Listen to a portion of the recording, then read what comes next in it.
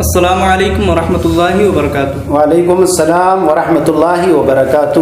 حضور، جیسے کہ گاؤں دیہات میں اپلے وغیرہ سے کھانا بناتے ہیں، تو وہاں پہ ایک بات مشہور ہوتی ہے کہ اپلا جو سوکھنے سے پہلے ناپاک ہے تو سوکھنے کے بعد بھی ناپاک ہوتا ہے، اور ناپاک چیز کے ذریعے سے کھانا وغیرہ بنانا درست نہیں ہے، تو اس کی کیا حقیقت ہے؟ برائے کرم اس کی طرف ہماری رہنمائی فرمائیں۔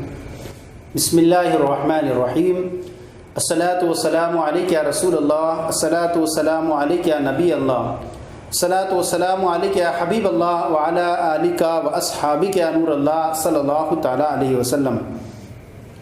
آپ نے یہ مسئلہ پوچھا کہ لوگ جو ہے اپلے سے کھانا بناتے ہیں تو یہ پہلے تو ناپاک رہتا ہے، لیکن سوکھنے کے بعد بھی کیا ناپاک رہتا ہے اور اس سے کھانا بنا سکتے ہیں یا نہیں بنا سکتے ہیں؟ تو جب اپلا سوکھ گیا، اسی طرح سوکھ گیا اپلا یا لیف سوکھ گئی، تو اب اس سے جو ہے وہ کھانا بنانا جائز ہے، اس میں کوئی حرج نہیں ہے کہ اصل اشیاء میں اباحت ہوا کرتی ہے، اور جو لوگ اس کو منع کر رہے ہیں اصل ان کے اوپر ہے کہ وہ دلیل پیش کریں۔